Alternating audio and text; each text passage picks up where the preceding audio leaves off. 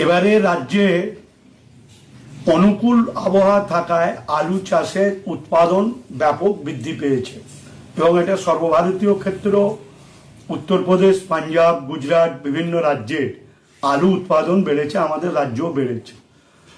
আলু চাষিদের কথা ভেবে রাজ্যের মামাটি মানুষের সরকারের মাননীয় মুখ্যমন্ত্রী মমতা বন্দ্যোপাধ্যায় তিনি ঠিক ধান চাষিদের থেকে যেমন ন্যায্য মূল্যে তিনি ধান কিনছেন, ঠিক আলু চাষিদের থেকেও ন্যায্য মূল্যে কুইন্টাল পিছু 950 টাকায় আমরা আলু কিনছি।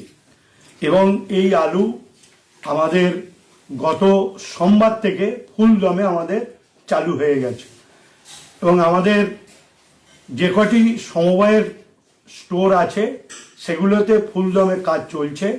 এবং গতকালও আমরা বেসরকারি হিমঘরগুলি যাদের মাধ্যম দিয়ে এই আলু সংগ্রহ করা হবে তাদের সাথে একটু অসুবিধে তাদের ছিল, সেটাকে কালকে মিটিয়ে গেছে।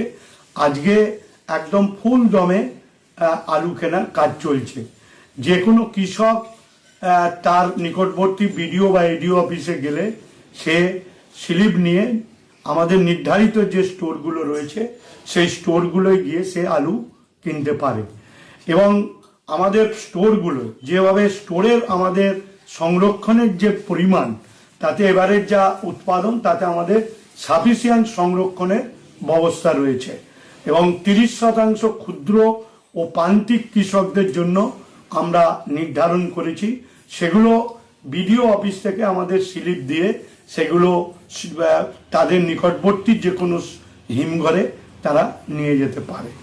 এখন আমাদের রাজ্যে যে আলুর যাতে কৃষকরা আলুর দামটা পায় এটাই হচ্ছে আমাদের মূল লক্ষ্য। এক্ষেত্রে আমরা যদি ধরি যে আমাদের থেকেও পাঞ্জাব, উত্তরপ্রদেশ, গুজরাটে আলুর দাম অনেক কম এবং কেউ কেউ একটা অপব্যাখ্যা করার চেষ্টা করে রাজ্য সরকারকে বিভ্রান্ত করতে চাইছে যে আমরা নাকি বর্ডারে আলু যেতে দিচ্ছি না। এটা সর্বৈব মিথ্যা। এটা রাজ্য সরকারের বদনাম করার জন্য এবং আলু চাষিদের বিপাকে ফেলার জন্য এটা একটা অপপ্রচার করা হচ্ছে।